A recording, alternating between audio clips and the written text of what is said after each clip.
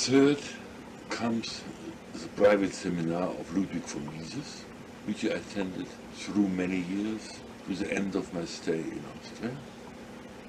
And there were formed the connections with Friedrich August von Hayek, Oskar Morgenstern, Fritz Machlup, Gottfried von Haberler. From these groupings, determined by the institutions of the seminars, and the personal friendships and relations between these people and others, there crystallized in the end an institution which, partly ironically, partly sneeringly, was called the Geist Christ. That is a group of younger people who met regularly every month. One of them giving a lecture on a subject of his choice, and the others tearing him to pieces. Since it was a civilized community, it was a rule that the man at whose house we met would not be the one to deliver a lecture, because the lady of the house was permitted to attend, otherwise women were not admitted. And it wouldn't be courteous to tear a gentleman to pieces in the presence of his wife. To this group belonged, on and off, gradually expanding, sometimes somebody dropping out, most of the people just enumerated, especially Alfred Schütz, Emanuel Winternitz, Haberler, Fürth, Wilde, the art historian, Welde, the psychoanalyst, Felix Kaufmann, Friedrich von Engel-Jalochi, the historian, and Schiff. An important characteristic of the group was that we were all held together by our intellectual interests in the pursuit of this or that science, but that at the same time a good number of the members were not simply attached to the university, but were engaged in various business activities. A man like Alfred Schütz, for instance, was the secretary of a bankers' organization and later entered a banking business.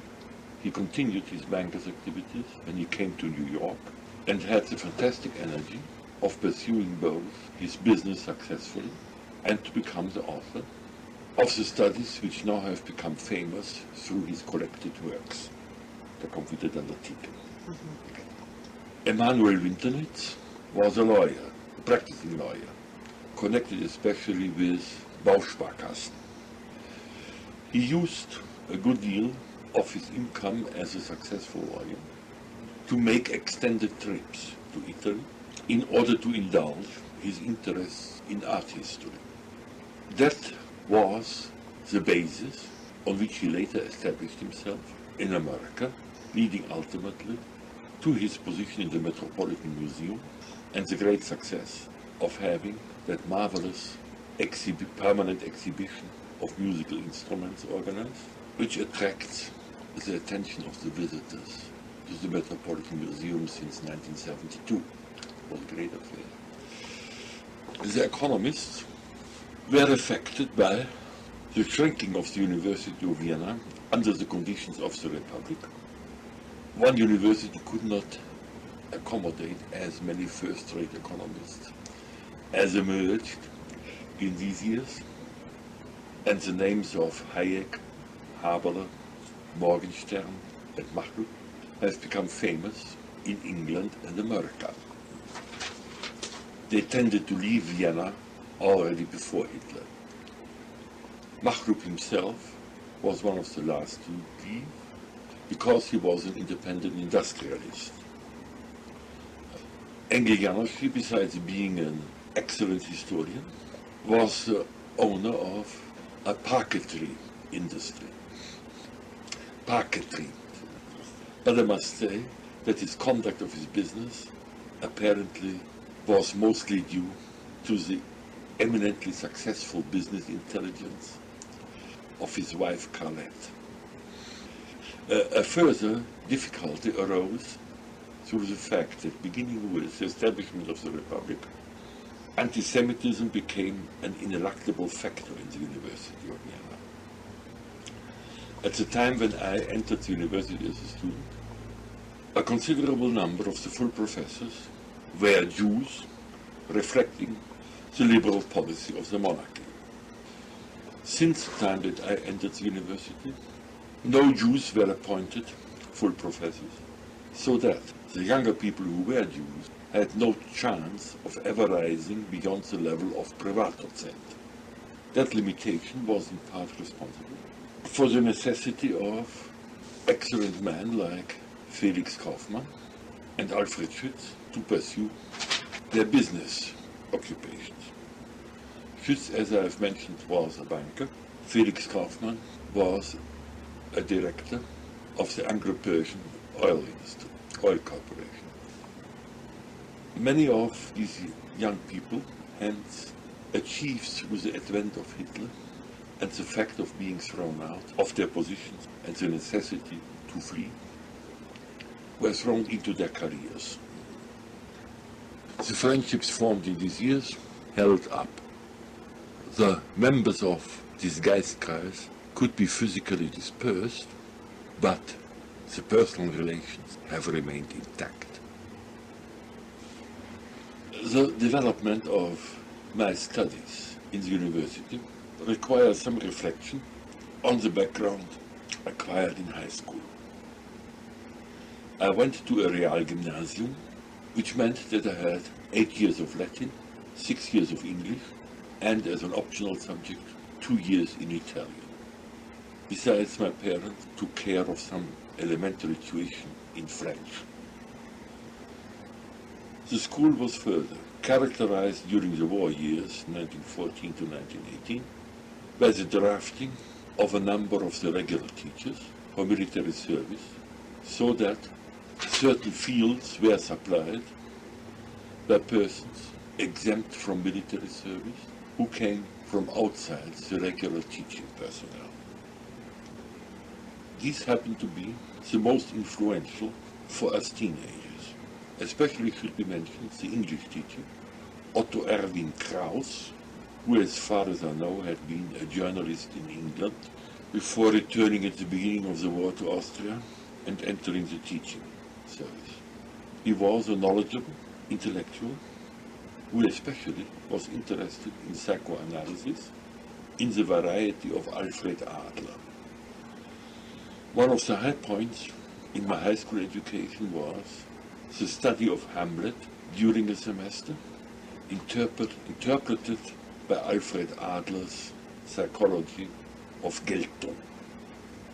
One of the regular teachers was Philipp Freud, an excellent physicist and mathematician, who taught us so well that in the last year of high school, 8th grade, a friend of mine, Robert Meyer, and I were quite able to become interested in the theory of relativity, which had just become famous, and the new summer representation of the theory of relativity by Einstein of 1917, which had just come out, is still one of my valuable possessions. We studied it, and at first could not understand it, but then discovered that our difficulty was caused by the simplicity of the theory. We understood it perfectly well, but could not believe that something so simple could arouse such a furor of a difficult new theory. The mathematical apparatus, of course, was entirely at our disposition. When we encountered these seeming difficulties of understanding, we consulted with Freud, our physics teacher, and found out about our problems and received further information. I remember especially from such a session with Freud, his bringing to our attention that, according to the new theory of atoms, when you take a saw and saw through a piece of wood, you separate atomic structures. How that is done, to separate atomic structures by a handsaw, was for him the greatest puzzle in the structure of physical reality. Freud had seen the problem of reductions and the autonomy of the various strata in the reality of being. The stratification of reality led to an incident in another connection. One of the very good people who came from the outside during these years was a chemist from the Polytechnic in Vienna, Strebinger. I was called up for an oral test after in a previous lecture from whom I had been absent, the question of the composition of citrus acid had been discussed. I had learned the matter at home and knew all about citrus acid, but I couldn't answer the question, how does one obtain citrus acid? And I thought there was some complicated chemical process involved which had something to do with the chemical composition of citric acid. And then I was thundered down as an egregious jackass because I didn't know that citrus acid is obtained by squeezing lemons. I got a bad grade in that semester.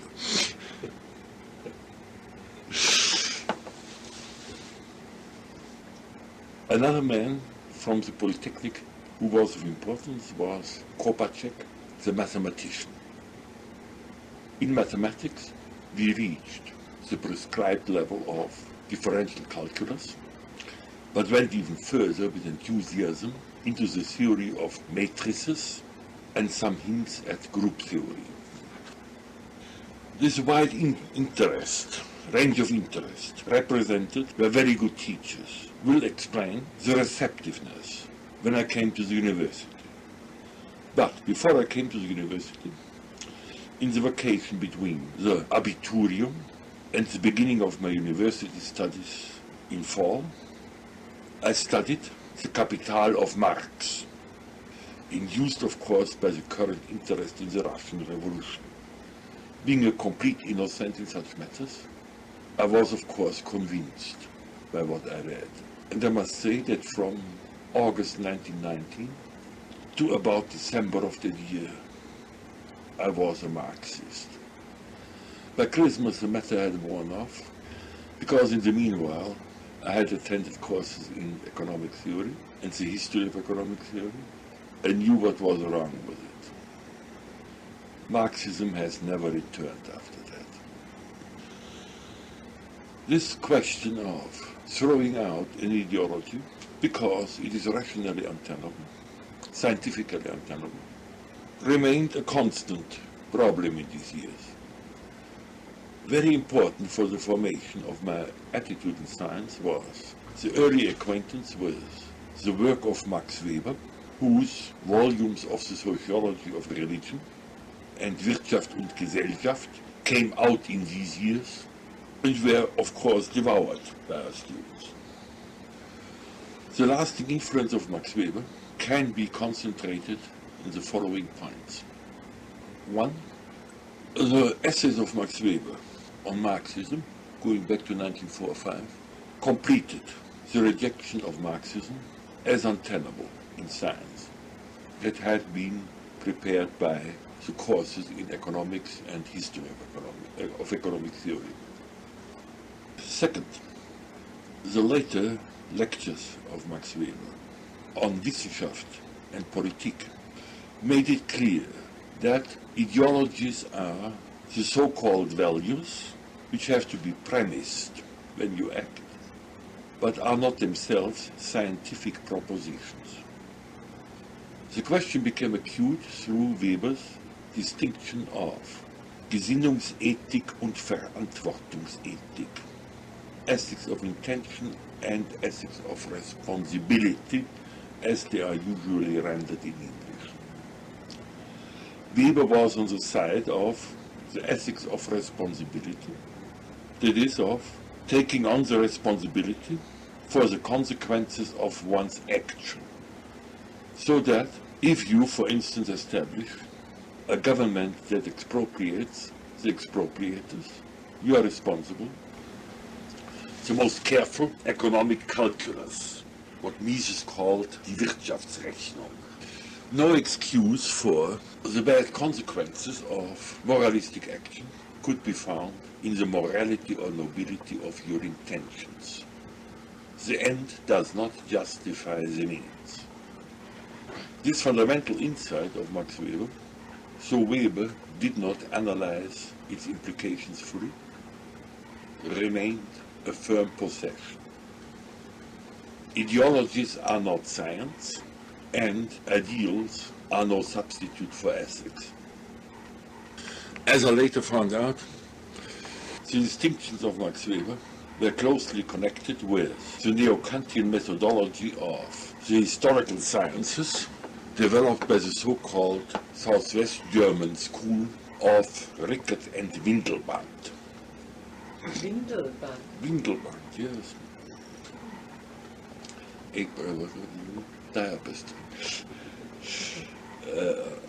In Max Weber's context, it became clear that science, that social science, if it wanted to be a science, had to be value-free. That meant for Max Weber that the sociologist had to explore the relations of cause and effect in the social process. The values which he would use to select his materials were premises and not accessible to scientific treatment. Value judgments thus had to be excluded from science. That left him with the difficulty that the premises of selection of materials for the scientists, as well as the premises for an ethics of responsibility, had to remain in the shadow.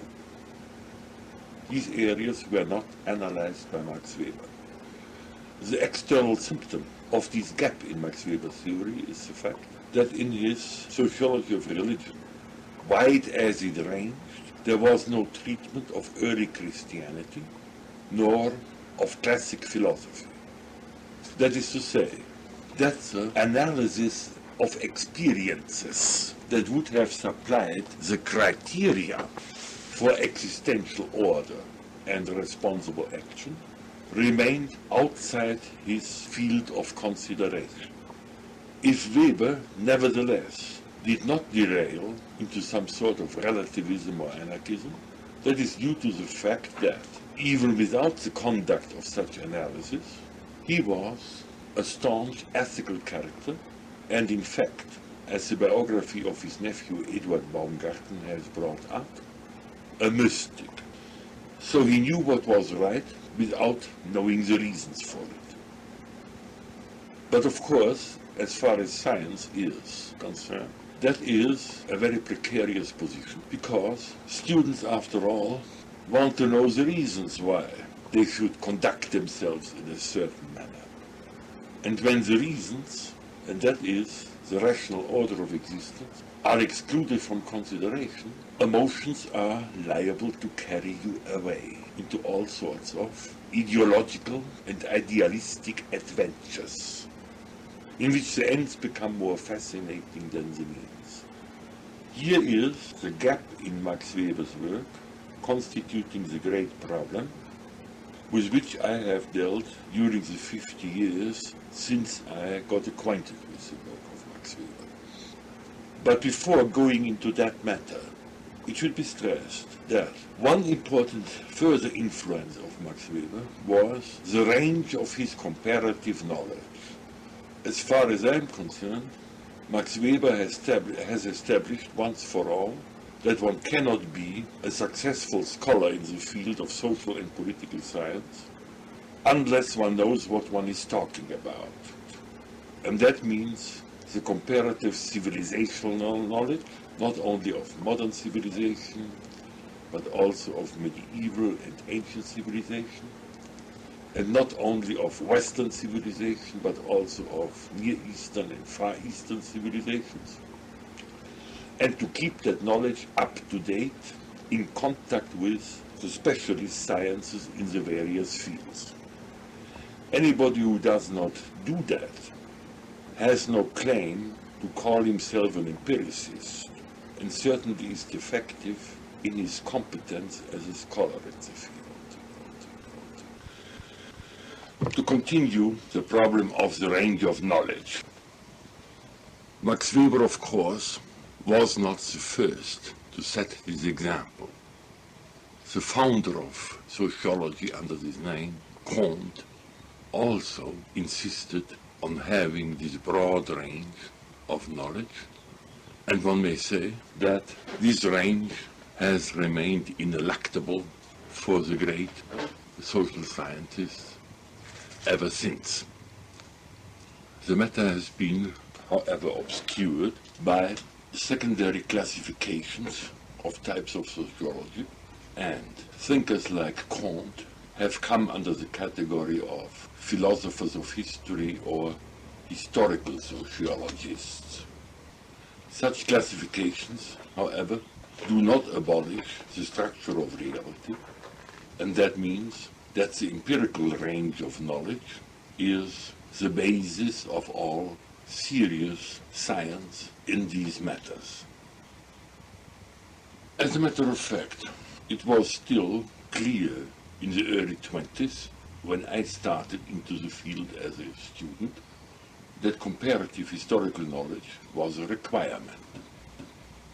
The model of Max Weber in this respect was fortified by Oswald Spengler's Decline of the West, a work that should not be considered only under the aspect of its dubious classification of civilizations and of the dubious organic analogies, but above all, as again the work of a man who acquired the historical knowledge that made possible the comparative study of civilizations. The background for the work of Spengler was, of course, the great History of Antiquity by Eduard Meyer. The work of Eduard Meyer has remained still for the following decades the basis also for the work of Arnold J. Toynbee. If one looks at the text, especially concerning ancient civilizations, one will find in the footnotes Eduard Meyer as the most frequently quoted authority. It was my good luck when I was a student for a semester in Berlin in 1922-3 to have still a course of Eduard Meyer in Greek history. He was a very impressive personality. He would walk in, a tall figure, slightly stooped by age, with a great shock of hair, step up to the lectern, fold his arms on it, close his eyes, and then talk for the full hour without interruption in impeccable language, never making a grammatical or stylistic mistake, and never getting tangled up in a sentence. When the bell sounded, he would conclude the lecture, open his eyes, and walk out. What was particularly impressive about Eduard Meyer was his treatment of historical situations from the point of view of the persons engaged in the action.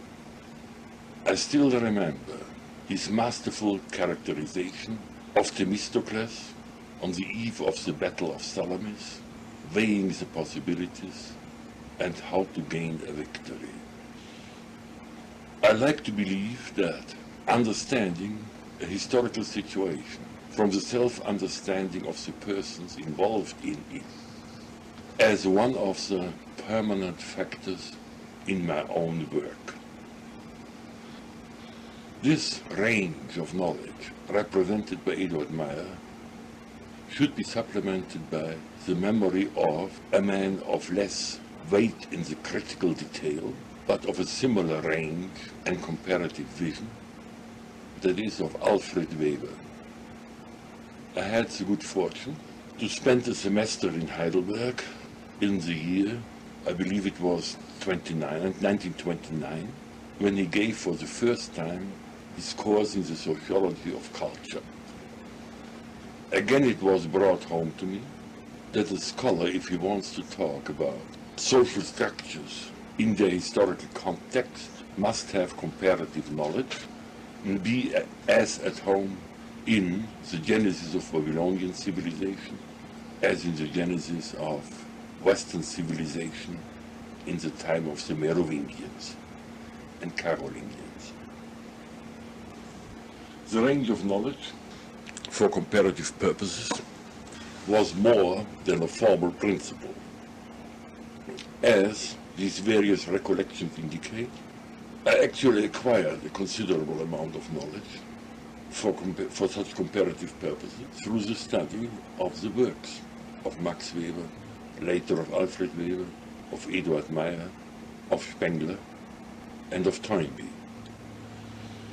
This actual acquisition of knowledge was very importantly favored in those years by the influence of the so-called Stefan Georgi Kreis. Stefan Georgi is today chiefly remembered as the great German poet in the period of symbolism, and as such he undoubtedly also had an influence on me. Through him I became aware of symbolist lyrics and began to study with some attention such French poets as Mallarmé and later Paul Valéry. The importance of Georgi, however, at that time lay chiefly in his influence on a considerable number of his adherents and immediate friends and pupils who became scholars in their own right and determined the climate of the German universities at the time for the intellectually more alert younger generation. A mention of the man whose works I have absorbed intensely at the time and whose volumes in first editions are still part of my library, Friedrich Gundolf, especially through his work on Goethe and on the history of Caesar's fame, as well as Kommerel, K-O-M-M-E-R-E-L-L, Kommerel, on Jean-Paul and his volume on the German classic and romantic literature.